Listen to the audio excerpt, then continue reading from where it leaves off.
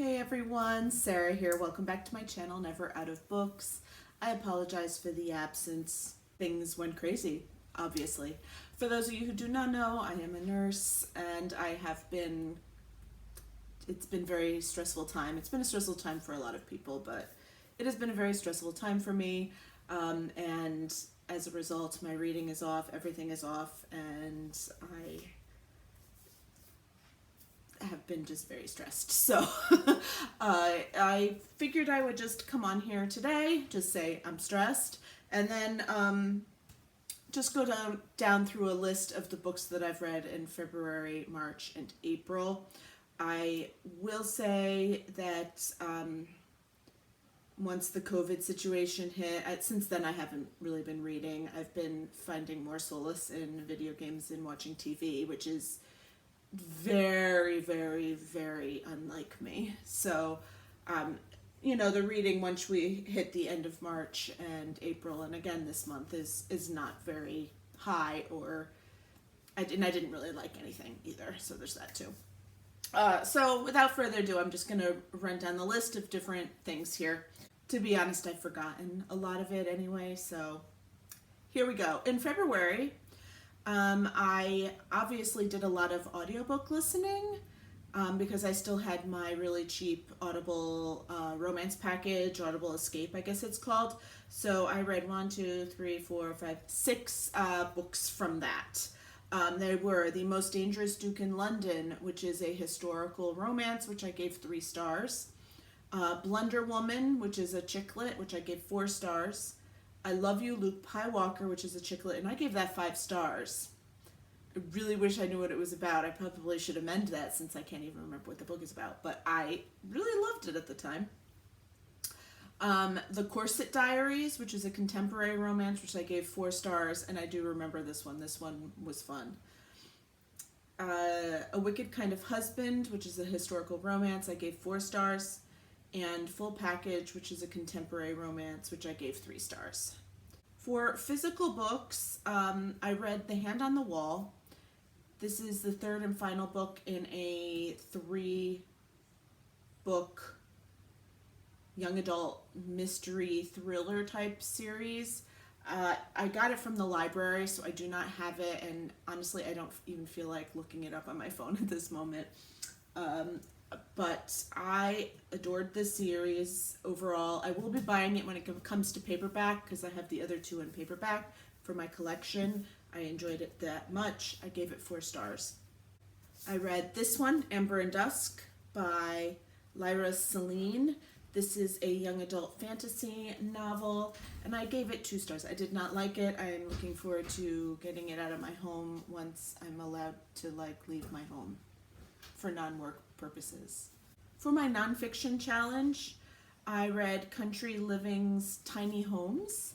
My mother has a tiny house, and I've always been kind of intrigued by the whole thing as I sit here with my baby grand piano and this grand thing. But I like the theory, I like the concept of it, and these people did some really great things with tiny homes.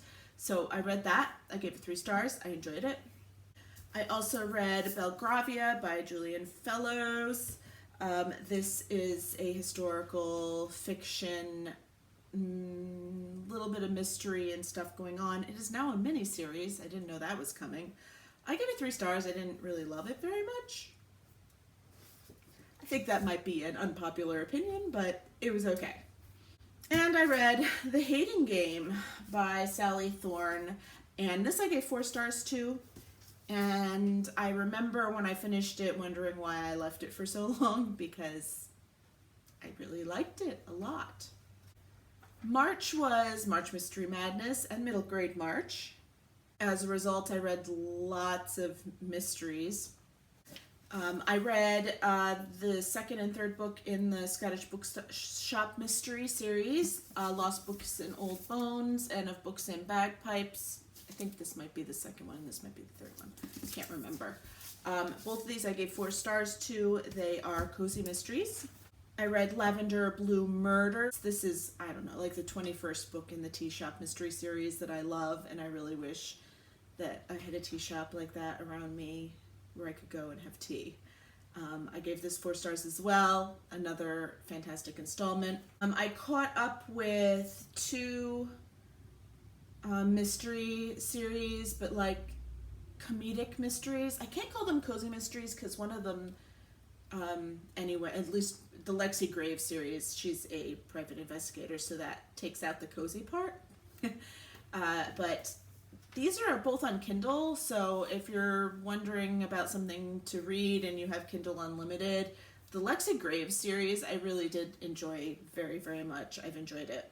And I read the 12th and 13th books in that. And then the Maternal Instincts mysteries, these are okay. I don't know if I would go so far as to recommend them, but if you're bored and you need some light reading, these are cozy mysteries. And I read 4 books from this series to catch up. I think I'm caught up.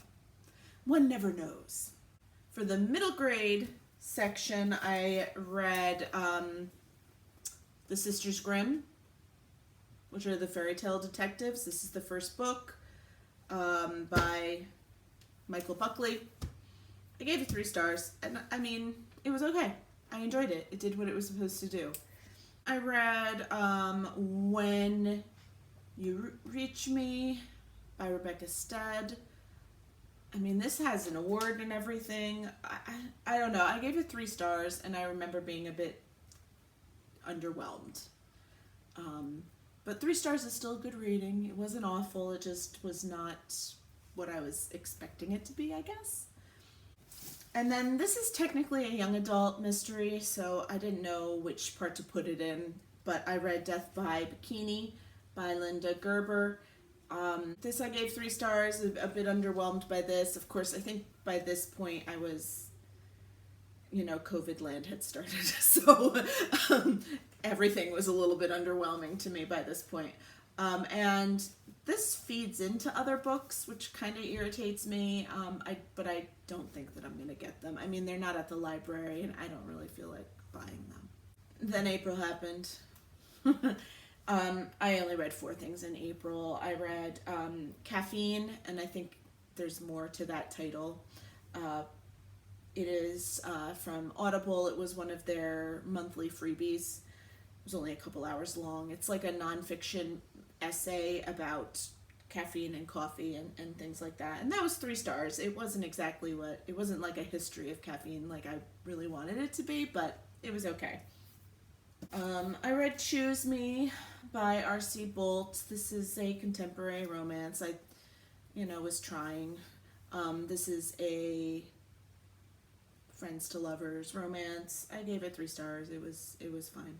I finished up Charlie Thorne and the Last Equation in April by Stuart Gibbs, who is normally one of my favorite writers. This I gave 4 stars to. The beginning was incredibly slow for me, and I hated Charlie Thorne so much. She was just so obnoxious. But she kind of got a little better by the end of the book, and I feel like I could continue in this series when he writes more. I read Tailspin by Sandra Brown. This is like a romantic suspense sort of novel, and I gave this 3 stars as well. It was, I mean, I'm being generous because I'm just in such a poor reading mood. Whatever. It was whatever it is. I'm currently in the middle of 3 books right now, and none of them are doing it for me, so we'll see what May ends up bringing, since we're halfway through the month, and I have finished 1 book. But this is why, here I am. I mean, I'm still here. I'm alive. I look pretty good today because I had a bunch of days off, so my face is not looking horrific. And as you could tell, I'm done. And no, I haven't watched any of your videos either. I'm very, very sorry, and I do miss you. And I'm really just kind of hoping that I get a little bit of my reading mojo back by summer, because I miss reading. It's just none of the books that I have are doing it for me. So I'm not really sure where to look to next. And I'm super bummed out because I let my New York Public Library card expire and I didn't get down to the city to renew it prior to this happening, which, and our library system does not have a really great ebook option, and of course the libraries are still closed. I live in New York State, like 2 hours north of New York City, so we're pretty overwhelmed with COVID at this point still, and so everything is still closed for us. New York Public Library, of course, has a great selection of ebooks, but I mean, I don't even have that, so I really have to read my shelf or purchase things, and I don't even know what I want. So if you have recommendations of what I want, like, maybe you can figure it out. I have no idea because the romance isn't doing it for me. The mystery, like cozy mysteries, aren't really doing it for me.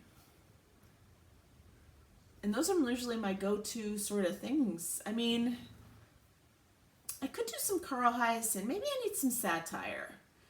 I'll see what I have on my shelf for some satire because, I need something like Flicked and dark or something. I don't know. Anyway, if you have recommendations for me, please feel free. If you have anything you'd like to say, I would love to hear it.